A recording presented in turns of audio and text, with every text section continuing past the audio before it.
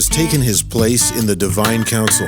In the midst of the gods, he holds judgment. How long will you judge unjustly and show partiality to the wicked? Give justice to the weak and the fatherless. Maintain the right of the afflicted and the destitute. Rescue the weak and the needy. Deliver them from the hand of the wicked. They have neither knowledge nor understanding. They walk about in darkness. All the foundations of the earth are shaken. I said, you are gods, sons of the Most High, all of you. Nevertheless, like men you shall die, and fall like any prince. Arise, O God, judge the earth, and you shall inherit all the nations. Welcome back to the Dominion Podcast. That was Psalm 82. To open up, I'm one of your hosts, Jeremy. And I am Alex. We got a special guest tonight. Friend of the Thank you. Friend of the podcast. Well, you've never been on. I've never been on, and I've never been called special, frankly. So maybe not in the way I was using it. Perhaps not. Yeah. known to many of us. I am a HVAC serviceman for this man and his family. So we're well acquainted. Yeah, Mr. Paul Lawton. That's right. Thank you for joining us on the podcast. Boys. For those who don't know Paul, he is the director of Grassroots Action at ARPA Canada, where he works to educate, equip, and encourage Christians for political action across Canada. He oversees ARPA chapters and school clubs and regularly speaks on faith, politics, law, and civic engagement from a Reformed Christian perspective. Before joining ARPA in 2024, Paul studied cultural studies at Trent University and worked for many years in the business process outsourcing industry. He lives in Peterborough, Ontario with his wife, Erica, and their 9 children, and serves as an elder at Salem United Reformed Church in Bowmanville. So thank you again, brother, for joining us. My pleasure. Always good to see you. Yeah. Well, a big reason we wanted to have you on, beyond being a friend and brother, is that you are working with ARPA. ARPA is an organization that I've known about, honestly, probably for like 10, 15 years or something like that. And have really appreciated the work that they've done. I've become more familiar probably in the last 6 or 7 years, but was happy to hear when you came on staff with them and to see kind of a personal connection, because we are a Baptist church. It's a lot of Dutch Reformed churches that support them. So it's kind of outside of my immediate relational connection, but appreciate what you do. So maybe we could start there and you could let our listeners know what is ARPA and what is it that you guys do? Sure. Yeah. Thanks. And I'll sorry, before you start, just get to pull that mic a little closer there. Oh, okay. We want to hear Amateur all of you. over here. Amateur. Yeah, as close as it'll go. Up and in. Oh, that's it. Okay. There we go. So ARPA Canada stands Association for Reformed Political Action. We're a grassroots Reformed Christian political advocacy organization. So we work across the country. We often say our niche really is that we do law and policy work. So we have lawyers that intervene in court cases all the way up to the Supreme Court. We have a policy department that write serious policy recommendations and reports, analyzing current laws and trends, making policy recommendations, writing policy drafts for parties, for governments, and we have a grassroots side. And so our niche is really to be able to combine those two. So we have actually supporters across the country. So ARPA's been around for, let's say, 20 or 25 years. Perhaps I should have been more clear on that before we started. But anyway, 20 or 25 years, we have supporters across the country. As you said, started really in Dutch Reformed churches, specifically in Canadian Reformed churches, and then has since extended to United Reformed Presbyterian and other evangelicals and Baptists too. And so we really combine, there are other Christian legal organizations, there are think tanks, there are other grassroots organizations, but our niche is really that we combine those two. So the legal and the policy work that's being done by that side, and the work that our supporters do to organize locally, to build relationships, to make connections with their own representatives, they're able really to make use of that policy work, that lobbying work that we do as an organization, and make use of that in their own areas.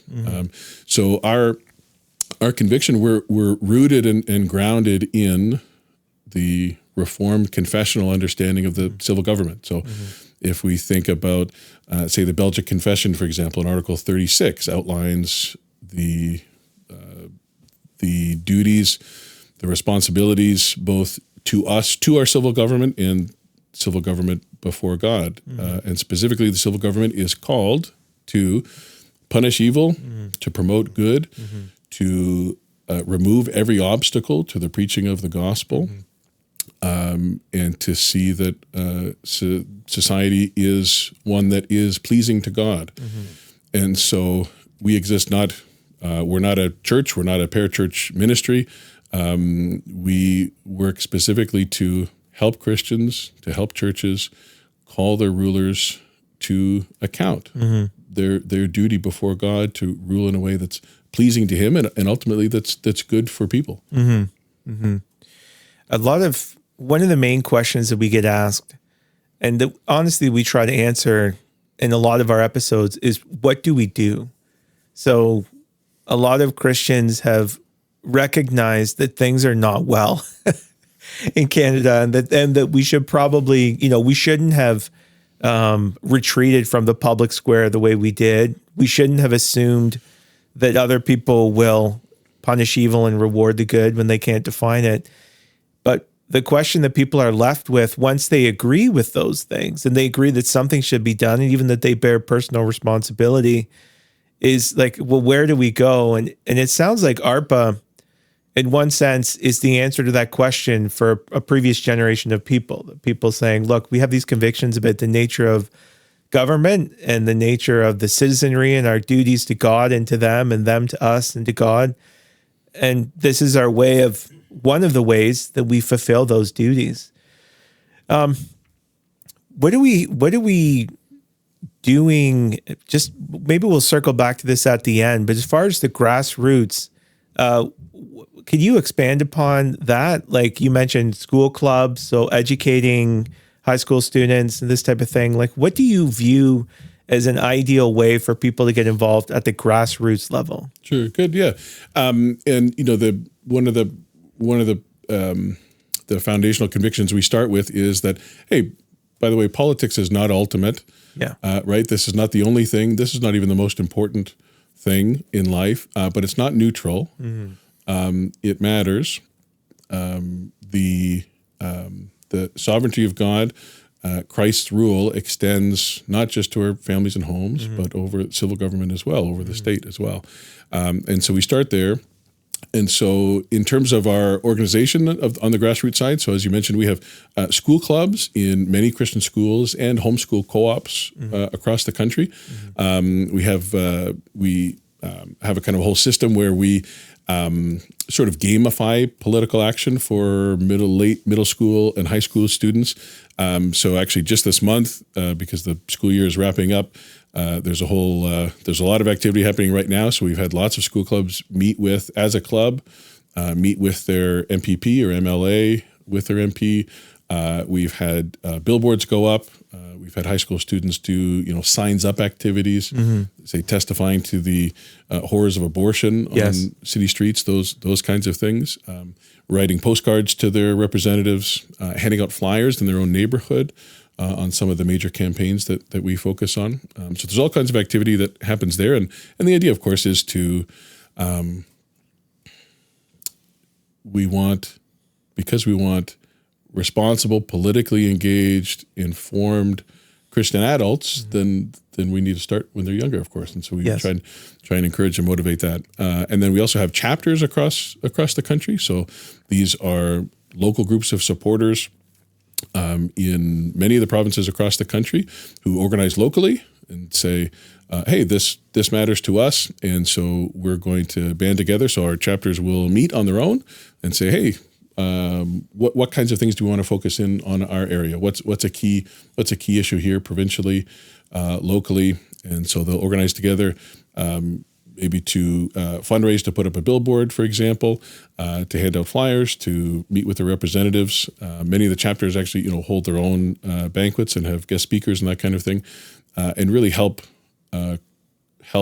promote, to help the awareness among Christians in churches on some of the key political issues that I think we'll probably get to in a little bit more detail.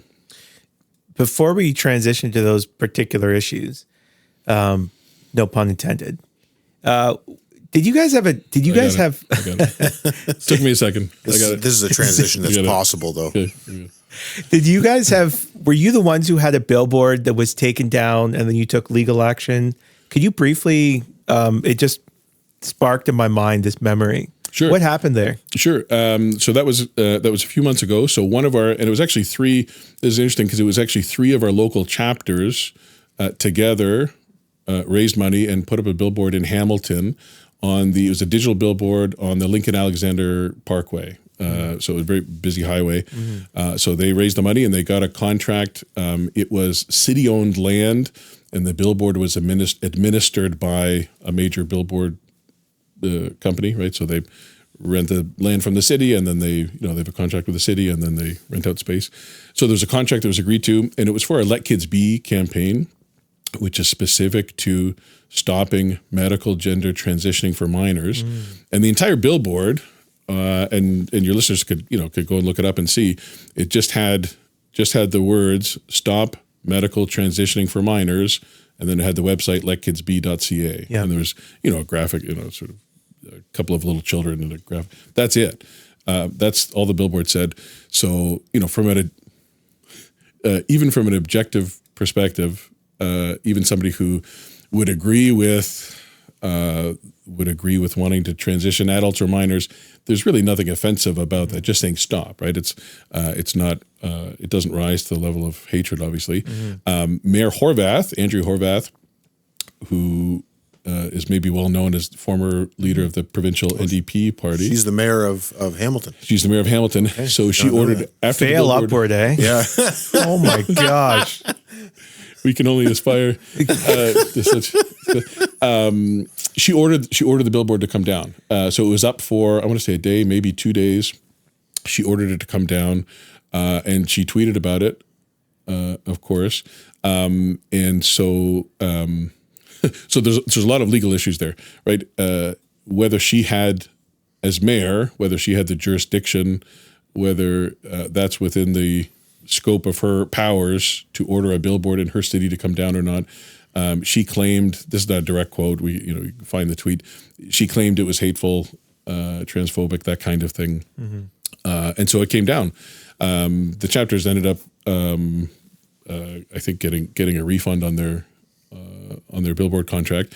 But yeah, so now ARPA Canada is suing the city of Hamilton for an infringement on charter grounds for infringement on freedom of speech.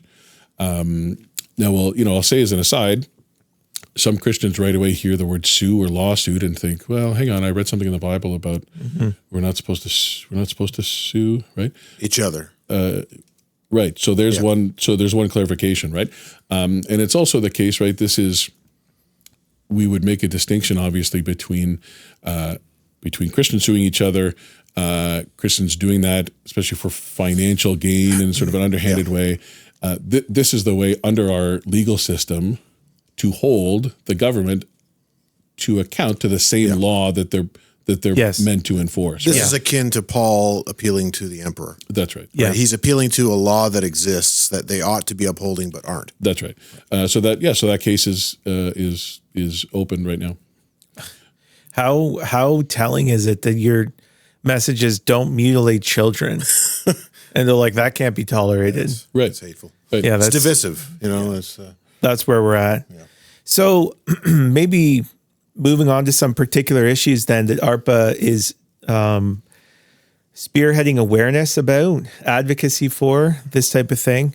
Maybe we could walk through some of the top 3 to 5 issues that Canadians are dealing with right now, either legislation that is presently in place, social, moral issues that are presently a thing, and perhaps some that are in the pipeline and could be down the road. So why don't we start with present case? Why don't we start with the child transitioning issue? Sure. What are the laws in Canada surrounding this? Sure. And just to kind of define our terms, Sure. right? We're our campaign, Let Kids Be. So each of our campaigns, by the way, have their own campaign website that are meant to appeal to a broad public. So letkidsbe.ca, for example, your listeners could go there and see the messaging there. Is specific to child medical gender transitioning. So this is, overlaps with, but is distinct from social transitioning, stuff that happens in schools, parental rights, that sort of thing, but specific to medical interventions for children. Yeah. So does that include chemical and actual? Yeah. Castration? Yeah. So what we're talking about is if there is a child who is, diagnosed with gender dysphoria, sees a doctor or goes to a clinic that will affirm the minor's internal sense of their own gender, right? That's different from their biological sex. The first step are puberty blockers. So puberty blockers can be prescribed, which obviously delay the natural onset of puberty, right? That's sort of obvious by the name. The second step is cross-sex hormones, which will then, again, this is a chemical process, right? Which will sort of artificially begin puberty of the opposite sex, right? So giving testosterone to females and giving estrogen to males, for example. And then the final step is actual, medical surgical intervention, right? So all three of these steps are legal in Canada for minors as of now. So, and just to say something obvious, right? Alex, you have young children in your home, young to older. I have young and older children in my home. Your minor children can't get a tattoo. Yeah.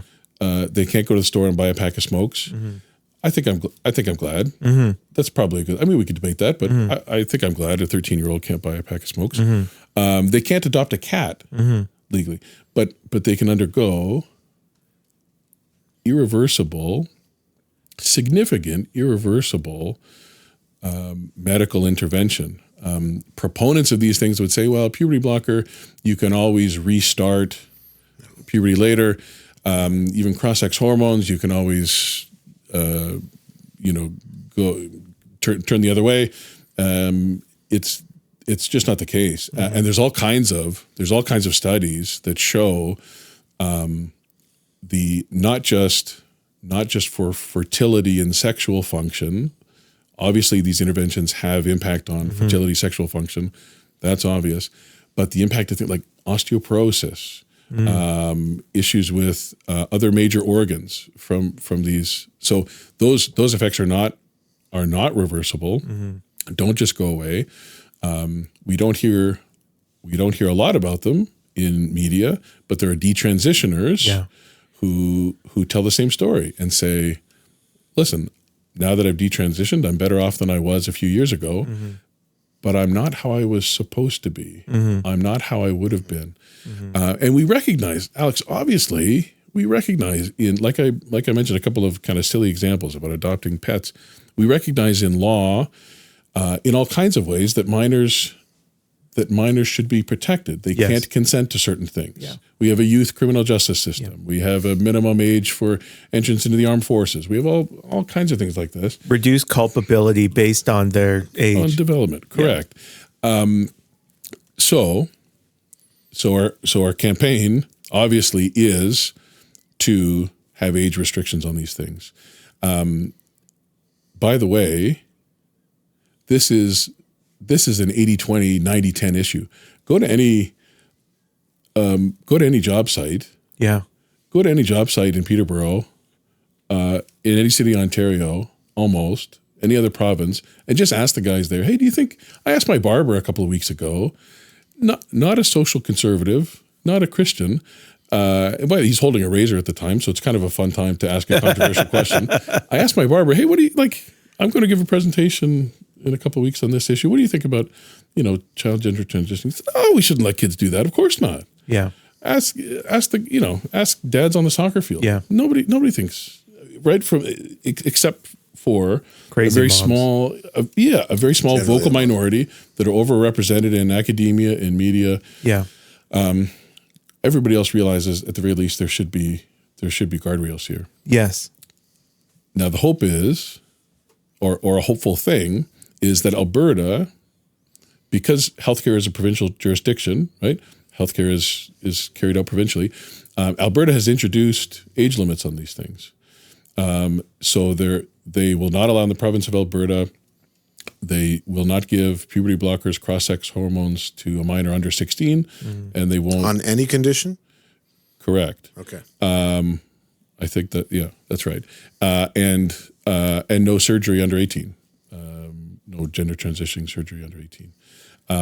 So that shows what, if there's political will, what can be done.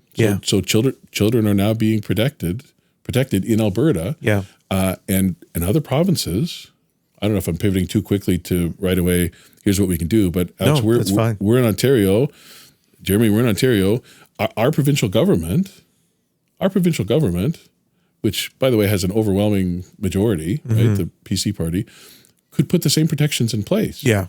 Could copy and paste from the Alberta legislation and do the same thing and start protecting minors right away. So how do we make them afraid to lose their jobs so that they actually do it, though?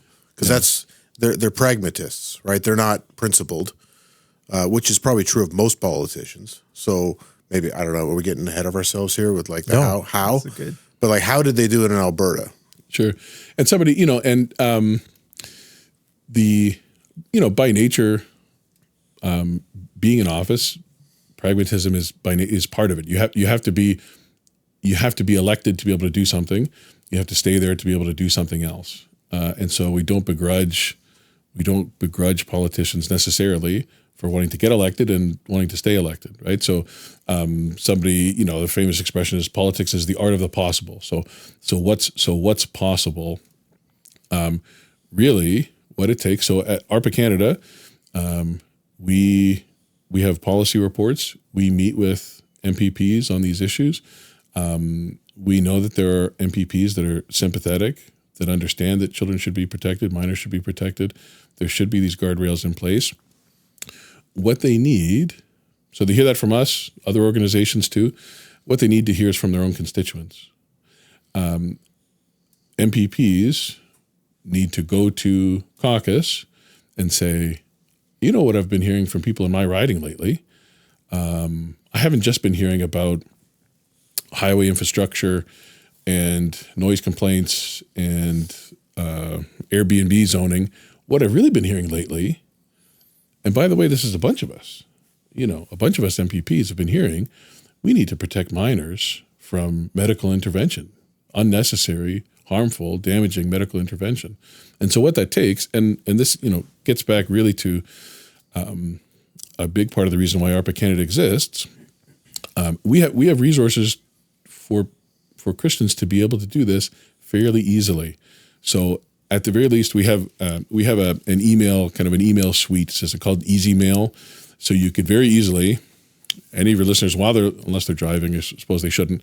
If they're listening to this at home, I don't know if anybody just listens to podcasts at home, just sitting. I don't know. Our listeners listen to it everywhere, man, all over the world. Okay.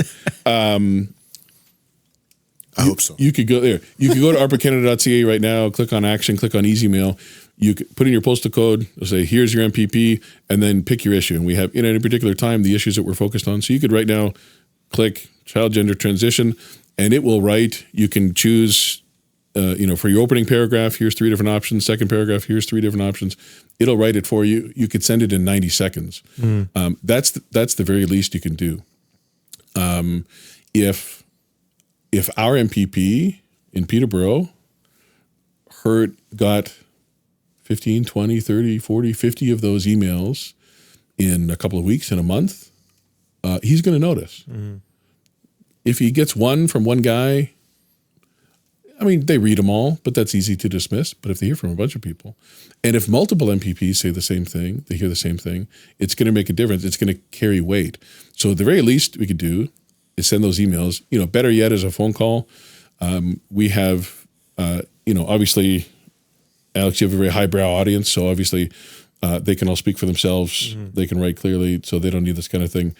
But we have kind of sample scripting you can use, right? Even in those emails, you could just use the bullet points we have. Well, that's helpful. We have research. Yeah. Here's what's happening, and I'm sort of zipping around here a little bit. But part of the picture, what we want to say to our governments is, actually, many other countries in the world, have limited this. Yeah. Tell them they're on the losing side. Yeah. Correct.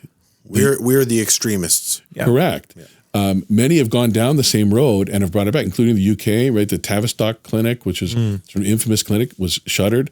The UK commissioned the Cass report, which was basically just a kind of an Uber report looking at all the available literature on the outcomes for child gender transitioning, because obviously the main, say, point in favor, right? We want to steel man our opponents' arguments here. The point in favor is, hey, allowing a child to transition his or her gender results in better mental health outcomes, right? If you don't allow them to do it, there's increases in depression, suicide, etc. It's better to have a boy than a dead child. Right. This lie that they tell you. Right. Now, if that was true, that's true, by the way. It is, right? We don't want suicide. We don't want depression. What the Cass report found was actually there is no significant, no meaningful positive outcome on mental health for minors who have transitioned. And that's not a Christian think tank. That's not a right-wing organization. That's no. This is I could have told him that for $20. I didn't need to commission a full report for that. I'll tell him that for $10,000. Hey, let's make it get a little bit. You charged me more than $20 to fix my fire. Oh, come on now. It was worth it. Good. So that's the kind of for Christians to say, okay, all right, take a step back. Here's a bit of the research, right? Here's a couple of bullet points. Here's what's happening. Here's what other countries have done that are similar to ours demographically, otherwise, that sort of thing. Here's what they've done. Canada, like Jeremy said, Canada's the outlier now.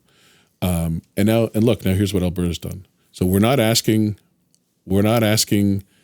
to change our whole system of government overnight. We're not asking for the moon. Here is a Mr. MPP, Miss MPP, MLA, if you're in another province, here's what we're asking.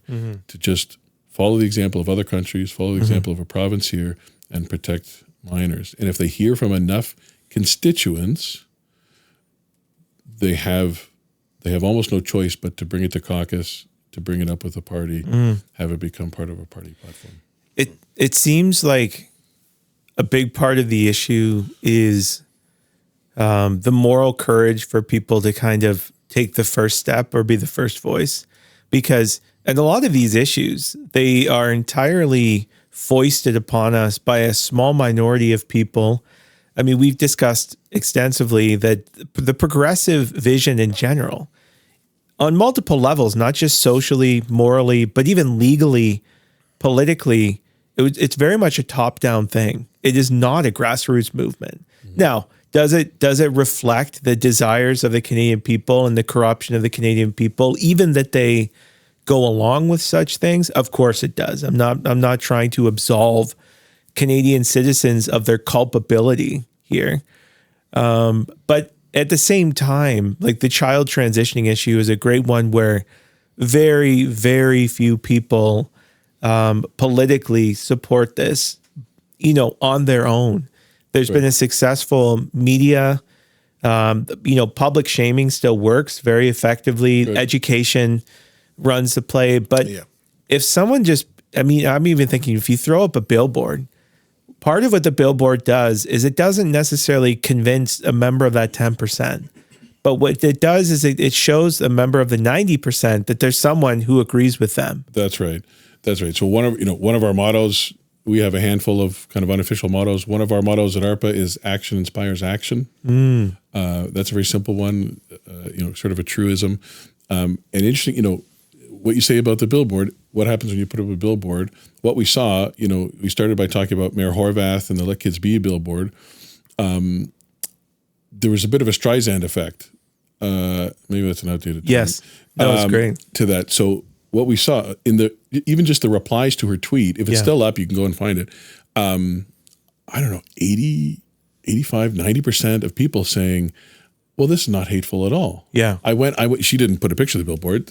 People saying, I went and found a picture of the billboard. That's not hateful. And I agree with them. Yeah. There are people saying, oh, thank you, Mayor Horvath.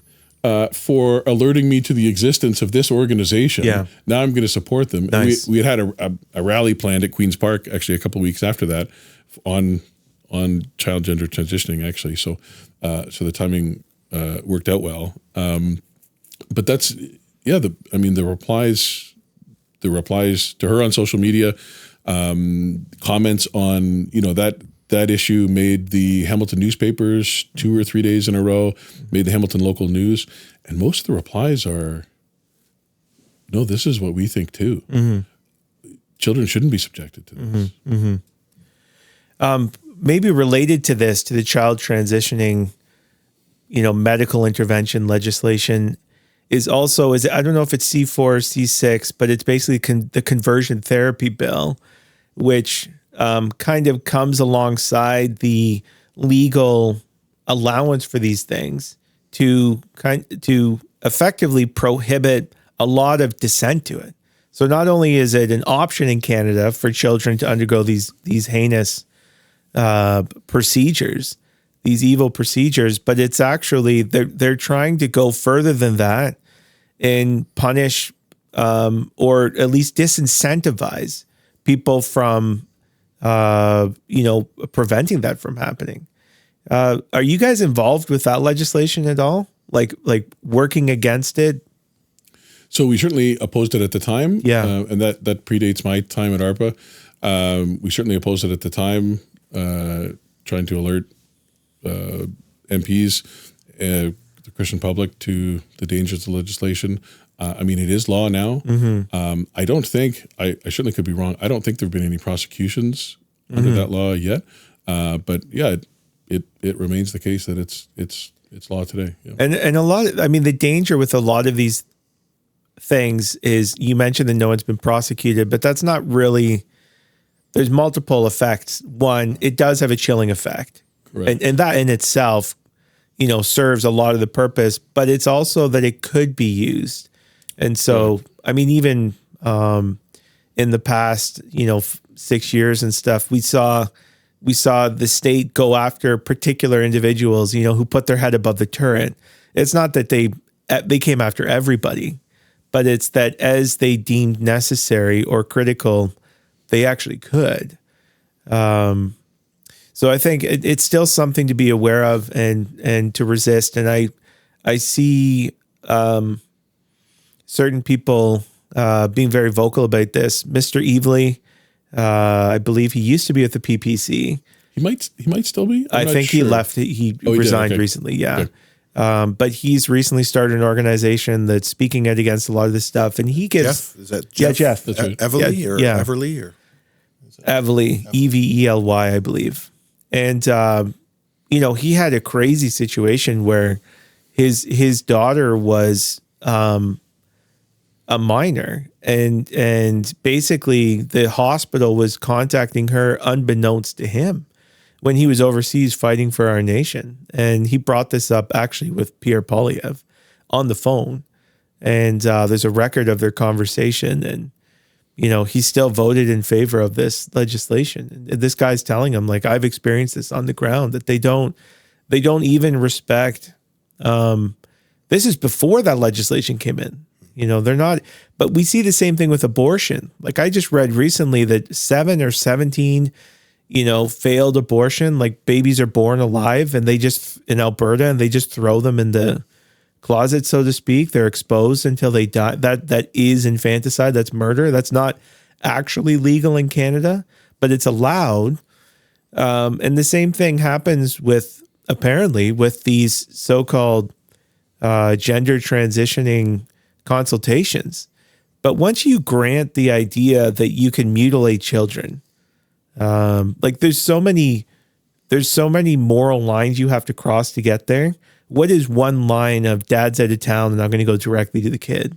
Like, if you're willing to actually inject them with hormones that would destroy their life and even go as far as mutilating them, for not signing the consent form is something that's not really a big concern. So we have the trans issue. When MAID, you guys have done a lot of work opposing MAID. Where are things at in Canada with MAID? They're not good. No. So just, kind of brief timeline. Hopefully I get the years just right. 2015, there was a Supreme Court case that basically struck down the criminal code prohibition so euthanasia was prohibited by the criminal code. 2015, that was struck down by the Supreme Court. And the Supreme Court gave Parliament a certain period of time to write legislation to allow for euthanasia. So that created what we call Track 1. So the original euthanasia, as the regime started, it was for those whose death was reasonably foreseeable. So this is sort of the classic when we think about euthanasia. This is the classic, Mr. Klosterman, you've got 3 months left to live. Yeah. That's who it was allowed for. Yeah. A subsequent case struck down the reasonably foreseeable death caveat as being unconstitutional. So basically, the decision was the law is discriminating against those whose death is not reasonably foreseeable, but they want euthanasia. They want to have access to it. This is one of the most poisonous ideas in the West and in our legal system is discrimination. The idea that discrimination is an inherent evil. It's a fallacy because even that is a form of discrimination, right? You're discriminating between what you consider discriminatory and not discriminatory. But this is just another example of this incoherent idea being used to just ram through. Everything can be described as a form of, discrimination. I know that we probably have legal definitions for these things, but it's just no. But colloquially, that's right. Yeah. I only deal with colloquially. That's my level. I almost didn't get that word out without tripping on my tongue. Actually, I don't even know what that word means. So that decision created what we call Track 2 MAID. So that opened up MAID, so MAID, medical assistance in dying, euthanasia. That opened it up to those who not only their death is reasonably foreseeable, but those who are suffering. Yeah. And that's when we see the explosion in the numbers, right? So as of today, Track 2 is still legal. As of today, more than 100, since it's just about 10 years that there's been euthanasia in Canada, more than 100,000 Canadians have been put to death by the government under euthanasia. And we see, and if you look at the numbers, it's an upward graph like this, right? More than 1 in 20 deaths in Canada. More than 1 in 20 deaths in Canada are by euthanasia. Wow. It's almost unfathomable. And I mean, there's so many aspects we could talk about. I guess in terms of legal timeline, I'll stick there for a moment. There have been a couple of times, a couple of bills passed to open up a second part of Track 2, right? So Track 1, this is awkward with this no here. Track 1, those whose death is reasonably foreseeable. Track 2, those whose death is not reasonably foreseeable, but they're suffering. Kind of a subsection of Track 2 is those whose sole underlying condition is mental illness. That's been introduced already, and there have been a couple of bills to basically kick the can down the road. There's a sunset clause. So unless something is done, MAID will be, mental illness will become a sole underlying condition for MAID if something else isn't done. So as of right now, that's scheduled to come into effect March of 2027. Yeah. So we're talking about 9 months from now. I mean, that's consistent with the topic we just talked about medical transitioning and gender dysphoria and stuff like that. If what you feel is that important, you're willing to mutilate your body, then why is emotional suffering any less than physical suffering? And if that's the case, then why not let people kill themselves or be killed because of emotional suffering? That's right. And there's no definitions. Like, what is a human? What is human dignity? What is suffering? I mean, how do they even define that? One of the best arguments against MAID, I read a couple of years ago, and it was actually made by, it wasn't a believer. I believe he was atheist, at least agnostic. And he was saying, as an ethicist, I believe, a philosopher at least, who knows that when people die, their suffering ends? Like, what is the empirical evidence for that? Because your whole argument is about the alleviation of suffering, which, one, how do you define suffering? And when does that suffering reach a point that it moves from murder to mercy? But even setting that aside, let's grant that argument. I mean, we don't actually, but just for the sake of it, who knows that their suffering ends? And this is the most absurd. This is one of the more absurd parts of the argument, is that there is no empirical basis for that claim at all. Now, we know as Christians that it's actually, unless you are in Christ, it's not the end in the alleviation of your suffering, it's the beginning. Yeah. And so we have an even bigger reason why we would not want to, we're not attempting to prolong people's suffering. We're seeking to uphold their dignity and prolong their opportunity to come to Christ. That's right. And it is it's just treating human beings like trash, and it's forsaking, an actual basis for human dignity. Ironically, all of this under the guise of compassion and justice and all of these things, but it's just floating in the air. There's no basis. And I think a big part of what Christians need to do, and the reason we're here is because we haven't, not surrender the ground on those terms. It's like, sorry, the lunatics don't get to run the asylum. And you don't just get to use the word mercy while you commit murder. You don't get to talk about compassion while you mutilate kids. You can't just commandeer those words. They have a meaning and a definition and a standard, and if you don't meet it. Well, they have a meaning and definition standard to us because we have Scripture as our standard. Yeah. But they, like, if you're an evolutionist and you're just a product of blind chance, then these words have no meaning, and they mean whatever you want them to mean. Mm-hmm. And here's the, when we think about suffering, compassion, those kinds of things, here's the effect of it, right? Is that everybody knows someone who has either died by MAID or knows someone who knows someone now, right? We had neighbors. My children delivered newspapers to every week. We would talk to. We had a husband and wife who died by MAID. All of a sudden, this sounds like I'm just making up a story for a podcast. I'm telling you, one week, all of a sudden, they weren't there. Wow. And another neighbor who would go and visit them every other day, my wife said, hey, what happened to so-and-so and so-and-so? I said, oh, they died by MAID last week. All of a sudden, they were gone. It's like you took a dog, you put your dog down. Like. Right. Yeah. And what happens is when it's made, when euthanasia is allowed for some, when that option is presented, then everyone is asked to consider it. Mm-hmm. Everyone will suffer. Yeah. Everyone yes, will absolutely. suffer. Some of us are more, and believer and unbeliever alike, by the way, right? There have been Christians throughout history who have suffered from what we might now call depression. Right? Everybody's going to have dark times. Yeah. Many people wish for their suffering to end. Scripture is filled with God's people crying out that their suffering would end, right?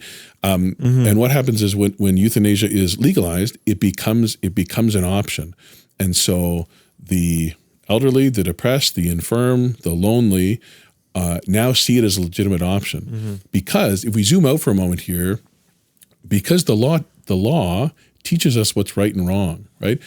We talk about this in theology, right? One of the uses of the law, the second use of the law is as a tutor, the first use of the law is as a tutor. We typically mean by that, we look at the mirror of God's law, we see our own sin, that makes us turn to Christ, right? It teaches us about ourselves. Civil law is also a tutor in that sense, right? The law of our land teaches people what's right and wrong. Yes. And so sometimes, when we think, zoom out a bit, Christian political engagement, if I sort of caricature the two sides, there's the seize power at all costs side, enforce what we want by power by the force of our will. And there's the other side that's more common, frankly, in our circles, I think, that we have to change hearts and minds. We have to just do that. And as soon as we get 50% plus one of either people in our country who are Christians or people who think this way, who are convinced, then things will change. The argument basically amounts to, as soon as we don't need these laws anymore, then we can have them. Right. It's also an appeal to the people as God, though. That's what democracy is, right? You're appealing to the 51%, which we don't want. We don't want that. I hope not. Sure. There's some of that, and what it misses is the interplay between the two, right? It was the case. If you look, for example, at public opinion, public polling on same-sex marriage in Canada before it was legal, and then shortly after, public opinion changed because the law changed, not the other way around. So public opinion in Canada and many European countries has changed on euthanasia because the law changed, not the other way around. So if we can work, if we can work to roll back to prevent mental illness expansion, roll back track 2, roll back track 1, public opinion will follow, and people will realize that there's a former NDP MP who said, this is a paraphrase, if MPs went back to their constituents and said, for those who are depressed and contemplating suicide, we've decided to give it to them. Yeah. Help them with it rather than offer them. People would revolt. Yeah. So this is why working to change laws is not the most important thing in the world. It's not the only thing, but it is important because not only does it protect people, but it helps change minds. And I'll just mention a brief caveat. There is a bill, because I mentioned the mental illness expansion, March 2027. There is a bill in the House of Commons now, Bill C-218, introduced by MP Tamara Jansen, co-sponsored by your boy Andrew Lawton, that would basically remove that pending expansion. There's also a committee, a special joint committee that's also studying right now mental illness expansion and euthanasia. So I won't go too long on that. There is hope. Bill C-218 will probably come up for a vote in the fall, we think.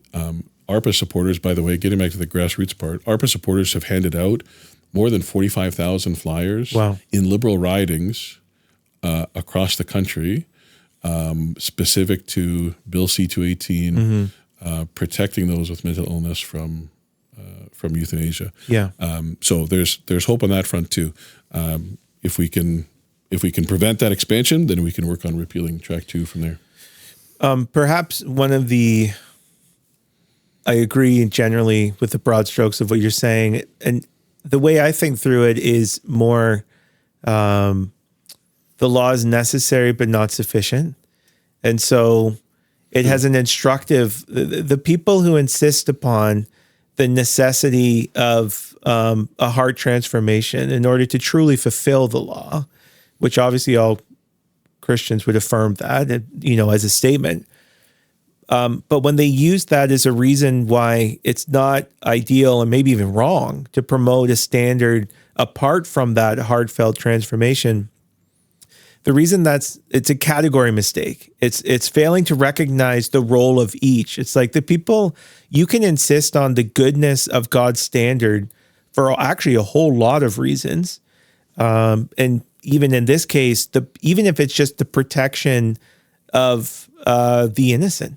Like if we could somehow eradicate abortion in Canada, legally speaking, if we made it murder in Canada, and it saved a lot of children, even if there was still people who didn't in their heart believe such a thing was required or just, would it not still be a good thing? Of course. And it's like, that's not to say that that's sufficient. So we're not saying that a just society, and I think that's what the other side sometimes undervalues. It's that when you don't have true transformation through the gospel, whereby the law is written on the heart, eventually those standards won't hold. And that is the story of Israel as well. So I see these things to be completely reconcilable when they're put in the proper category. Sure. Yeah, I think for instance, thou shalt not murder is,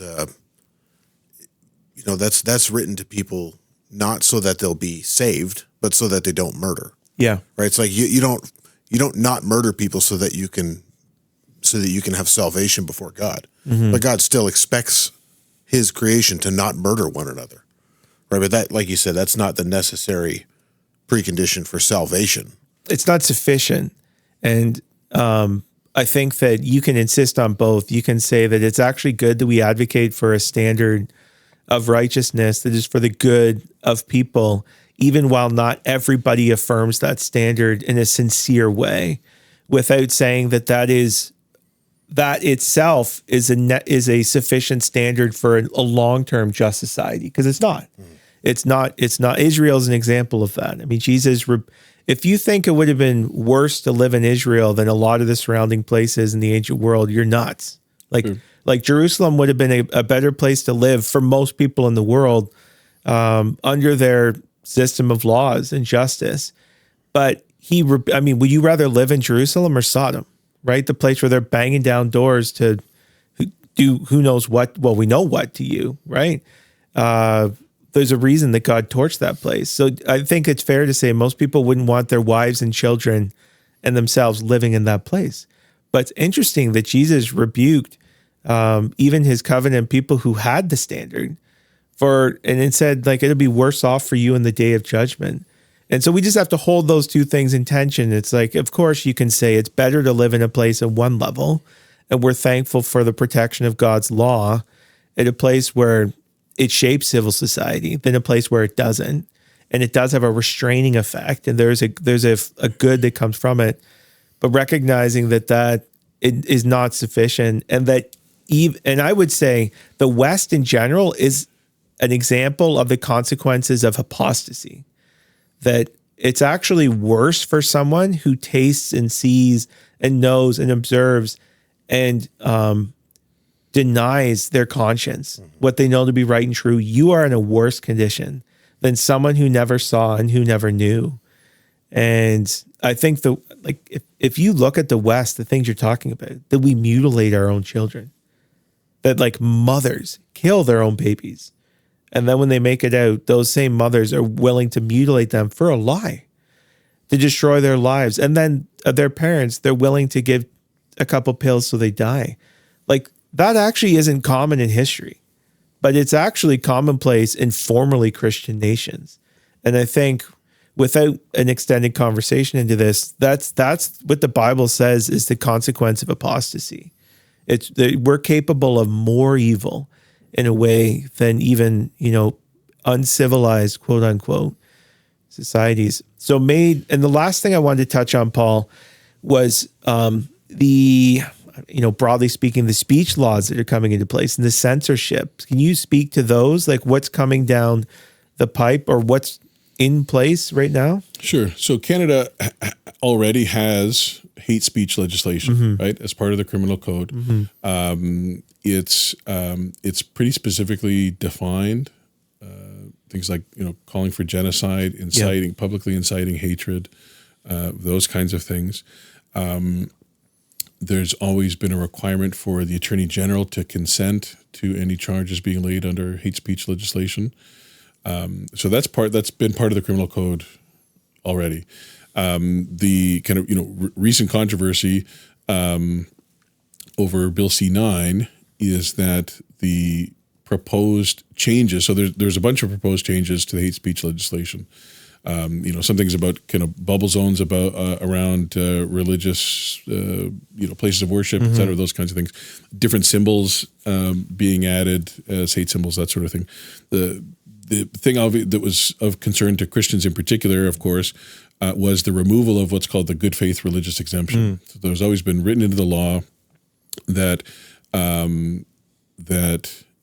if you that would protect reading scripture, teaching theology, doctrine, and preaching, it would protect what might otherwise be deemed by the authorities as hate speech if it's done from a good faith religious conviction, then it's protected. Yeah. As the bill went through committee, that protection was removed. So Bill C-9 passed the House of Commons. It's now in the Senate. So, they'll stop it. Those guys, they're great. So, and it's interesting. Canadians can name more we could all name more American senators than we can name Canadian senators. Oh, right? I don't know. They're sort of one. They're forgotten. They're the sober second thought. They're really kind of the forgotten chamber.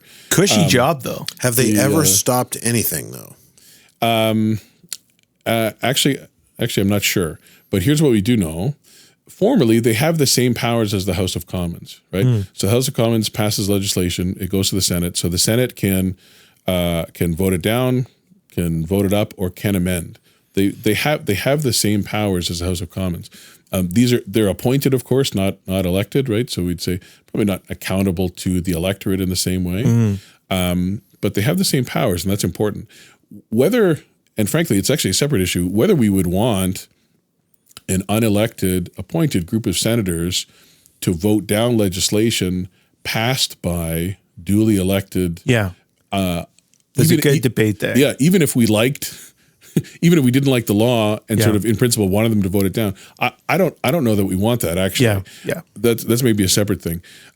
What they can do, and specifically, they're called to evaluate legislation for unintended consequences and for potential impacts to freedom of expression. And that's really that sounds like Bill C-9, unintended consequences, freedom of expression.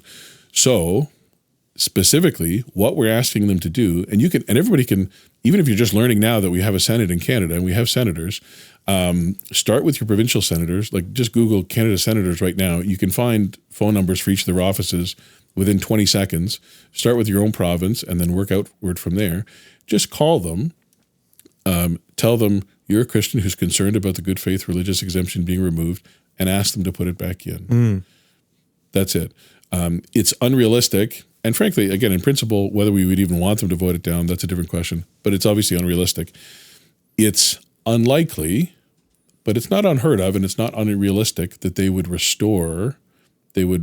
amend to restore that. And then it would then go back to the House of Commons again for another vote.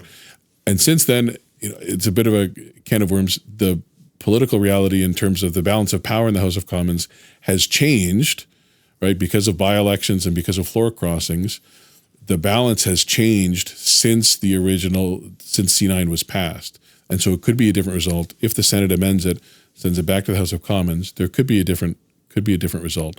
So your listeners should absolutely, honestly, it's 4 minutes to call your two provincial senators, whether you get somebody on the phone or you leave a message, either one, that's fine.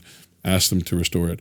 There've been, by the way, there's somebody, the organization For My Canada, which we've worked with them a little bit on Bill C-9, is tracked. There's over 100,000 phone calls that have been made to senators so far. Okay. So the word's getting out. We want to do more of that. You mentioned. Are the senators provincial or federal? So it's a federal body, but they're provincial in the sense that your MP is provincial, right? So there are two senators for Ontario, two for Quebec, et cetera. So start with the ones from your own province and work outward from there. You mentioned, Alex, kind of at the beginning, you mentioned the use expression chilling effect. And as far as I'm concerned, that's really the danger, because we want good laws. Good laws are good for people. Good laws honor God. And so we don't want C-9 to pass as is. We win either way, though, really, right? If C-9 gets amended, the good faith religious exemption is restored. That's a political victory. That's a victory for free speech. That's a good thing. That's a political victory in some sense for Christians. That's good. If it passes as is, then maybe we have the opportunity to suffer for Christ. Right? As a Christian, as a pastor, as an elder who's engaged in saying normal biblical true things about gender sexuality, maybe we have an opportunity to suffer for Christ. So we win either way, right? But this is my own personal opinion. The real risk is self-censorship, because if it passes and the religious exemption is removed, and then just reading the Bible or preaching could be prosecuted. We want to be careful to say it won't. On the first day, they're not going to round everybody up, right? But can be liable to prosecution. The real danger is pastors, elders, ordinary Christians who could have who would have ordinarily said X, and then they're just saying this instead. And by the way, nobody else is going to know. Mm-hmm. If you, out of fear, soften what you were going to say, change what you were going to say, choose to preach on this text instead of that one, nobody else is going to know except you, right? Mm-hmm. And that's the real danger, as far as I'm concerned. Yeah, I think we have plans for a hate speech Sunday when that passes, actually. So stay tuned for that. What, like a flag burning or something like that? Yeah, no.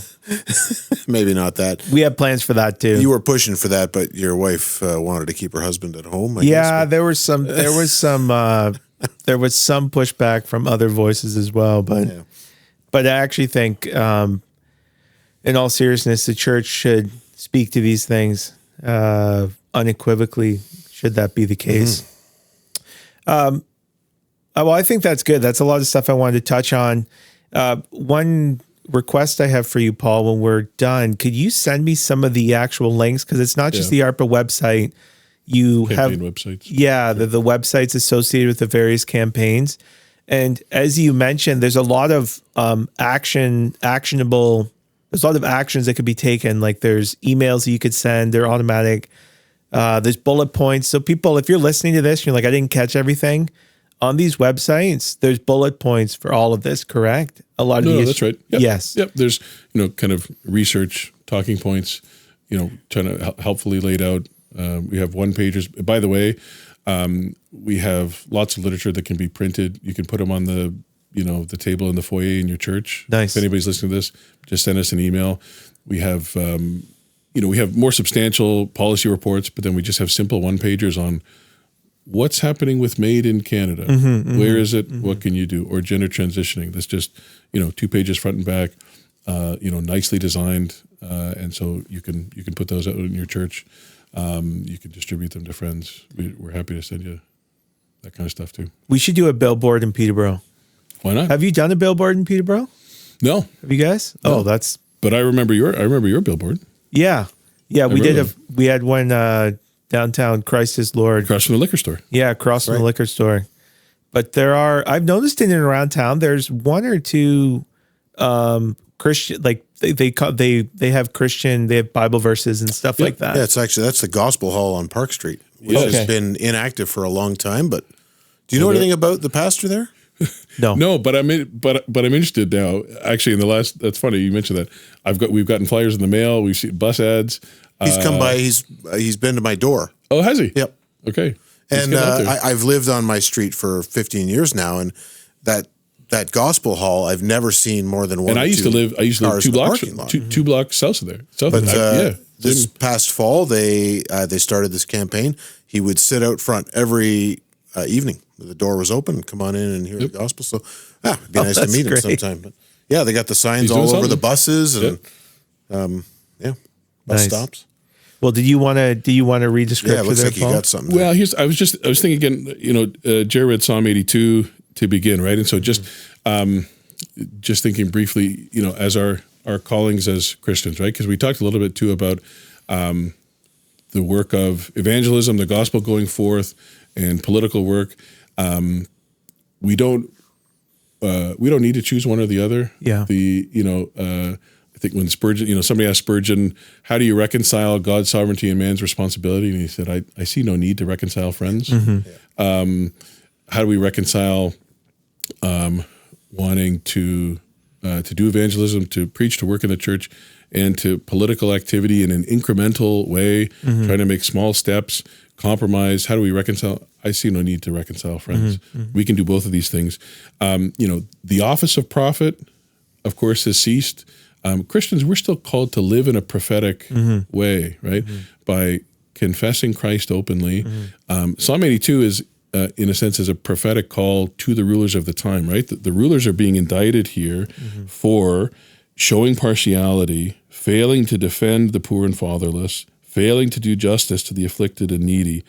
And the psalmist is saying, sure, you're gods, lowercase g, right? In the sense you're rulers of the earth.